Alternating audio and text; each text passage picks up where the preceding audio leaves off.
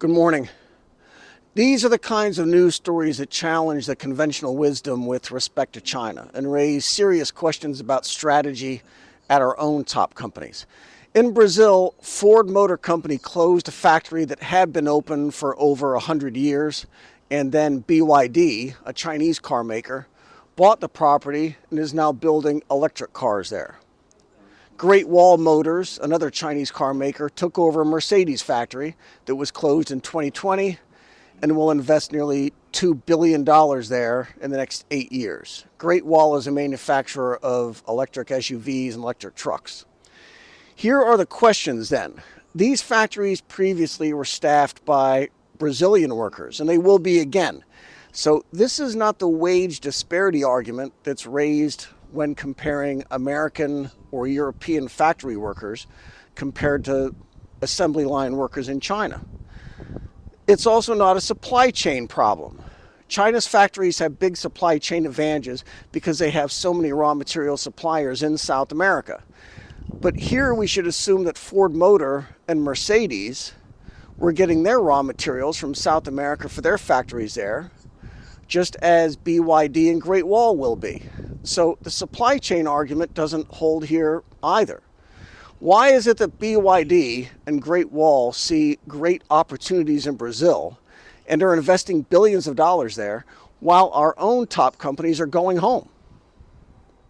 This is the situation of Ford and BYD. The closure of the Ford plant wiped out the town, sorry, and lots of people left. But now the Chinese have come and the town is recovering. BYD is building a Latin American hub there. Brazil is BYD's biggest market outside of here. In the first 9 months, BYD sold 51,000 cars in Brazil. The sorry plant is going to cost $1 billion, and starting next year we'll be making 150,000 cars and 300,000 a year by 2028. 15,000 Brazilians will be working for BYD compared to the 9,000 that were working for Ford. Mercedes closed their factory and laid off 370 workers, and Great Wall has big expansion plans far beyond anything Mercedes was doing. The success of the Chinese car makers in Brazil was surprising to everyone, even to the Chinese. Brazil has positively surprised us, says Alexandre Baldi, BYD's senior VP in Brazil. And he's in good company. Industry experts didn't see it coming either, and they were skeptical that Brazilians would buy electric cars. BYD's Dolphin is one of the best-selling cars in the whole world, but experts didn't think the Dolphin would sell very well in Brazil because of the charging problem. But the real attraction to the Dolphin was economics. Consumers loved the Dolphin and the Dolphin Mini. Electric vehicle buyers were exempt from car taxes, and gasoline is expensive in Brazil. This traveling salesman did the math and realized the savings he would realize by buying a hybrid, and he had not previously considered buying a Chinese car. So there was always a huge opportunity for electric vehicles in Brazil for consumers to buy them. And what's surprising is that nobody ever really tried. But it's also surprising that nobody tried to build electric vehicles there until BYD and Great Wall came in. Brazil is sitting right on top of the raw materials that make building electric cars so compelling.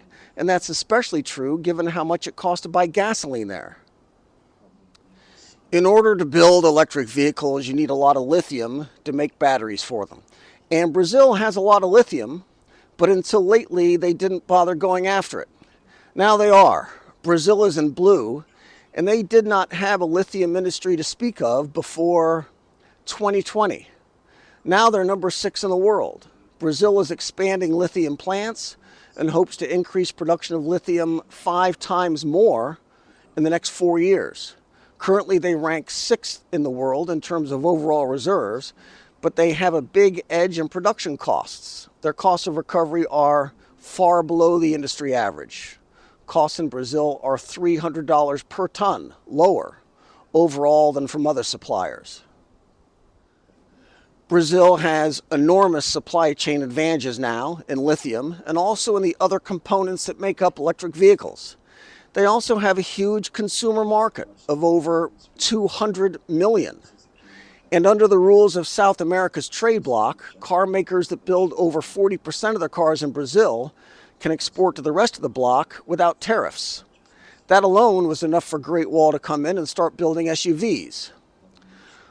All these go back to the original question as to why nobody at Ford or Mercedes thought to build EVs in a country that so obviously could build EVs at lower prices than anywhere else before the Chinese decided to try. Why didn't anyone try to sell EVs in a country where it costs the average household almost 10% of their disposable income every month to fill up their gas tank? This is Furong Ancient Town in Hunan Province. Be good. Love your neighbor as yourself. Pray for those who hurt you.